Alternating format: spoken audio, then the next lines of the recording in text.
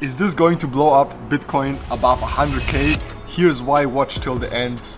BlackRock has big news. So I just saw scrolling on the internet that BlackRock is approving or willing obviously to approve or basically requesting the Bitcoin ETF, right? And they are noticing or giving the SEC a head up that they want to purchase a lot of Bitcoin for the upcoming ETF approval of the SEC, because it seems like BlackRock is doing a very, very good job and it's going to be soon approved by the SEC. Why do they want the Bitcoin ETF? It's just like, obviously Bitcoin is an asset class that people want to get into, invest into, but old money, people with a lot of money, millions and then whatever, like 100 millions, they obviously don't, just go on an exchange like Binance and buy crypto. They do it over ETFs, and an ETF basically, and that's why BlackRock needs to buy more Bitcoin or wants to buy Bitcoin, is that they have enough funding, enough Bitcoins for themselves to offer other people through to the ETF buying Bitcoin, right? So I'm gonna buy from BlackRock. They are parts of Bitcoin, and they need basically this Bitcoin because an ETF at the end of the day is similar to what a fund is doing, for example, and copies the percentages and copies what it's doing, right? So people can make percentages on it, and for that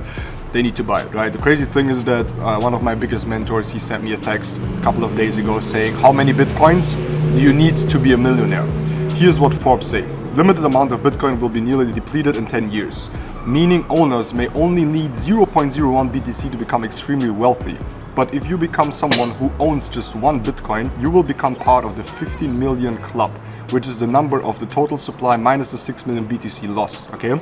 So 15 million people can only have one Bitcoin. That means you are not only part of 1% of the club, but you are part of the 100th of 1% of the people that own a Bitcoin. So I own more than one Bitcoin. So that means in the future, I'm gonna be part of this club, which obviously means a very, very good investment. If we see what Bitcoin is currently doing, we don't have a lot of volume pushing to it anymore, right? Let's see now with the news and obviously BlackRock needing to purchase a lot of Bitcoin, what is going to happen. And it's going to be very, very interesting, because at the end of the day, we all know that crypto is going to go up. We all know that Bitcoin is going to go up, and obviously owning parts of Bitcoins or even, one Bitcoin is amazing and insanely crazy. If you think about it, then you're part of 1% club, or basically the 100th of 1% in the world that owns one Bitcoin. So if you are holding Bitcoin, if you have the chance to buy Bitcoin, my recommendation, which again is only my opinion and not an investment advice, is try to hold on or get hold of as many Bitcoins or as many 0-point Bitcoin you can get, Satoshi basically, right? So even if you have 0.01, 0.02, 0.5, whatsoever, just get as much as possible, and don't tell me in the future that I didn't tell you. And also, I do believe the role of crypto is it's digitizing gold in many ways. Instead of investing in gold as a hedge against inflation, a hedge against the onerous problems of any one country, or the devaluation of your currency, whatever country you're in. Let's be clear, Bitcoin is an international asset. It's not based on any one currency. And so it can represent an asset that people can play as an alternative. I would call the foundation of BlackRock is about hope. You invest for retirement because you believe tomorrow is better than today.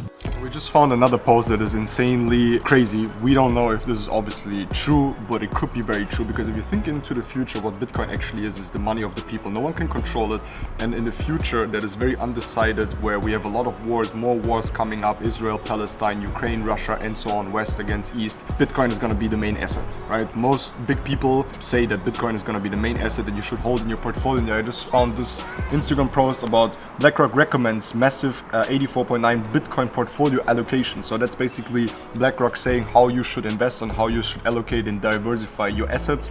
And they say the optimal 60-40 equity bond portfolio by BlackRock would be 85% Bitcoin, 9.1% equities, and 6% bonds. Okay, think of this as a long-term in the future upcoming portfolio diversification of the million, multiple $100 million people that have so much money, and BlackRock is probably gonna tell them to hold 85% of their money in Bitcoin. And just imagine what that means for the price of Bitcoin. What the hell?